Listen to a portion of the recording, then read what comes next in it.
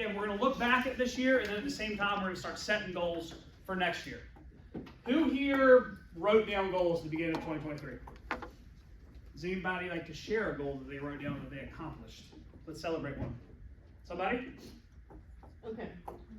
I wrote my goal as I was going to help 35 families. That's verbatim how I wrote it. Great. Okay. Did I do 35 transactions? No, I did not. Did I help 35 families? Yes, I did. Okay. So my goal for 2024 is to be super specific. Very good. I love it. That's, Fantastic. yeah. I like it. Who else?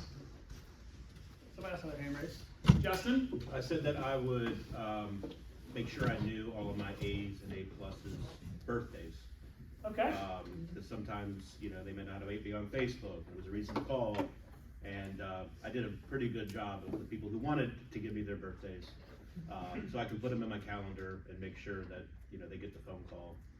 So I don't get notified by Facebook that it's their birthday. Great job. It's a good goal and good implementation. Spock? Run a marathon. You ran a marathon? Yep. Wow. Anybody else gonna write that goal down for 2024? Oh, come on. Bring it. All right, guys. As we go through this today, again, we're gonna go through each one of these sections. You're gonna have 8 minutes, and I'm gonna put, and obviously spend more time after that. We'll put some music on. You think to yourself, go pen to paper on these things, okay? You choose what buckets you want to focus on. Personal, professional, financial, spiritual, whatever bucket you want to focus on, write it down. Use this hopefully as a kickstart for you to go plan 2024. The reason I call it the Annual Advantage, we've been doing this now for about 8 years. We're going to reflect on this year and plan next year now, at the end of November, so that by January 1st, you already have a plan in place and have probably already implemented some habits to go start accomplishing your goals. Okay? So, we're going to start with reflection. So what we're going to do is I'm going to give you 8 minutes, and you guys can just pick on the top of your page, just write reflection and underline it. I'm going to give you a couple of questions to focus on, okay? If you want to ask yourself other questions, go for it. The idea is to look back at 2023. One question to consider is, what are you proud of yourself for? Another question to consider, what are you proud of others for? And the third one is, if you knew at the beginning of the year what you know now, what would you have done differently? I want you guys to go pen to paper on this, think through it. If these questions help you, please use them. At the bottom in red, you'll see something that says improvement opportunities. This is where we go from reflection to goal setting. Feel free to be specific here or critique yourself on improvement opportunities, okay? We'll start 8 minutes. I'll play some music. That will be the most emotional one, I promise. Sometimes when you reflect back on the year, you think very positively, sometimes you think negatively, some happy thoughts come up, some sad thoughts come up, but the idea is that we're connecting back to what we've been through to help make us better for the future, okay?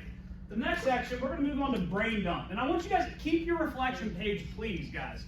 Go and pen to paper on this stuff. It's going to help you formulate a plan for next year, personally, professionally, financially, spiritually, all the different buckets you want to focus on, okay? And all of these things are going to relate together with the idea of formulating a game plan. Let's go to the next blank page. About a year ago, my Buffini coach, I had a lot of different stuff going on in my head, positive, negative. I just kind of had a lot of different things in a lot of different places. I didn't really know how to focus, or I was having a tough time focusing. He said, Ben, I want you to brain dump. And for someone like me, I hate it. Like I don't really know how to brain dump. I'm not really into that. So all I needed was one line in the middle of the page to actually provide me some framework, and then I was able to brain dump. So I'm going to offer the same thing to you guys here. What I want you to do on your blank page, okay? I want you to draw a line right down the middle, top to bottom. Okay? On the left side, I want you to write the word more and underline it. And on the right side, I want you to write the word less. Ignore this part. Okay? We're going to go for another 7 or 8 minutes. On the left side, I want you to write down what you want more of.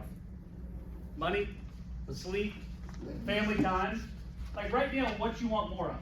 And feel free to think big here. On the right side, write down what you want less of. Maybe it's stress, right? Kind of your classic cliche thing. It's okay. Put the words to paper here. Then the next step here is I want you to think, similar to how we had improvement opportunities in the last one, at the bottom here, you'll see next logical steps. All right? So here's an example. Want more sleep. Go to bed earlier, right? Like, I know that sounds so simple. We want to go pen to paper on this. What do you want more of? What do you want less of? And then what's the next logical step? We'll go again for about 7 or 8 minutes. Okay. Hopefully it has some good notes down there, far more of it, less of it. We're gonna move on to the next part, dreams. This is kind of your blank slate here. On the next part, I want you to think as big as you'd like, even at the point of being unrealistic. Has anybody in here read the book Think and Grow Rich by Napoleon Hill? Have you heard of it? Okay. I wrote a couple of my favorite quotes from that book on this board, if this helps you in this stage, okay? He said, whatever the mind can conceive and bring itself to believe, it can achieve. People get what they think about most of the time. When you think about what it is you want most of the time, you'll force yourself to work at it most of the time, okay? So here's what we're gonna do on this page. Again, blank page, please, okay? 2 questions that I really want you to think about and answer here. Number 1 is, what do you really want? And it's such a hard question. I personally really struggle with this question. What is it that you really, really want? This question helps me with a little bit of framework around it. If money was not a factor, what would you do, have, or be? If money didn't exist, what would you do? What would you have? What would you be? Again, at the bottom, next logical steps, that's kind of the get real part. Let's get real with it, figure out what we need to do to make that happen. Blank slate, dream as far out as you like. What do you really want? If money was not a factor, what would you do, have, or be? Let's roll. Start goal setting and planning for next year. Guys, the next part is going to be difficult. If you haven't been challenged already in reflecting and setting big visions for yourself. The next part we call one thing, okay? The idea here is that what I would like you to do first, the first few minutes, I want you to actually go back through everything you just wrote down and try to find some common themes, maybe some common words, some common phrases. Ultimately, what you want on this page, you can take a few more notes on this page, of course, but by the end, and you may not figure out your one thing today, and that's okay. By the end, you're going to have one word or one phrase on the page. And for next year, that's going to define your attitude and your commitment. It'll be your guide, your theme, and your driving force. If you're a team leader in this room, it's very important that you know what your teammates' one thing is. That really helps you when you're holding them accountable and asking them about their goals, okay? I'll give you guys 2 quick examples to prove this point. Hayden on our team, his one thing for this year was DIG, D-I-G. Basically, some of the action steps that came with that was arrive at 7:45 at the office, make sure he was becoming a leader in his networking group and hosting open houses, things of that nature. And this year, he had his best year ever, and I hope you're not embarrassed if I say this, but he'll make 6 figures his second full year in the business, which is pretty amazing. And I think a lot of that is because his actions were rooted in that one thing that is did. The other one is Dawn. Hers was refill. She had a son that was going to college. She's a great mom, but she knows she needs to focus on herself. So what she wanted to do was refill her personal bucket.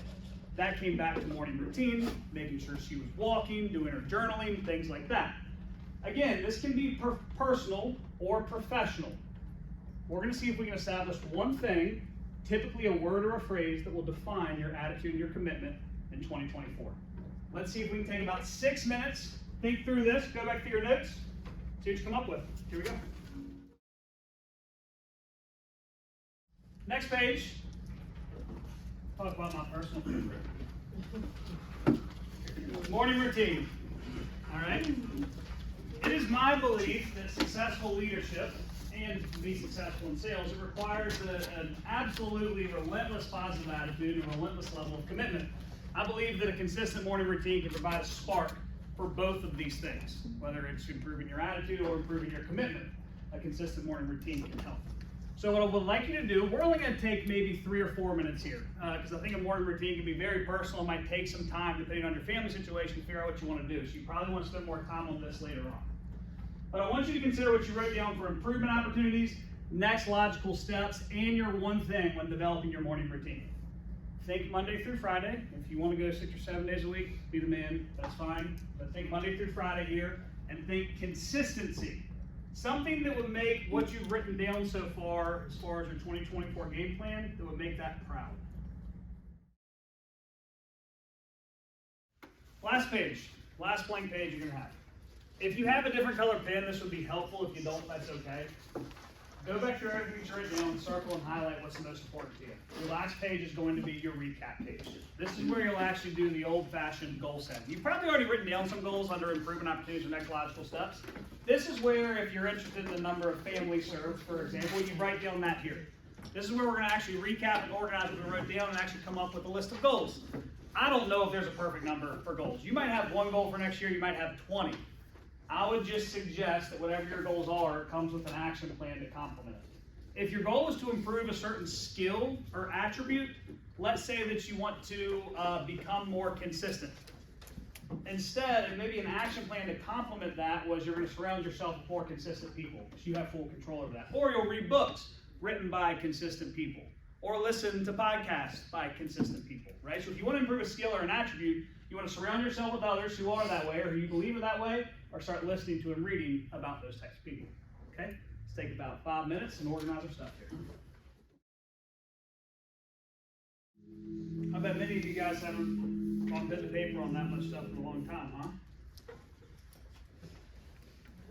Here's what you probably realize when you write down some of your goals. You already know what you have to do.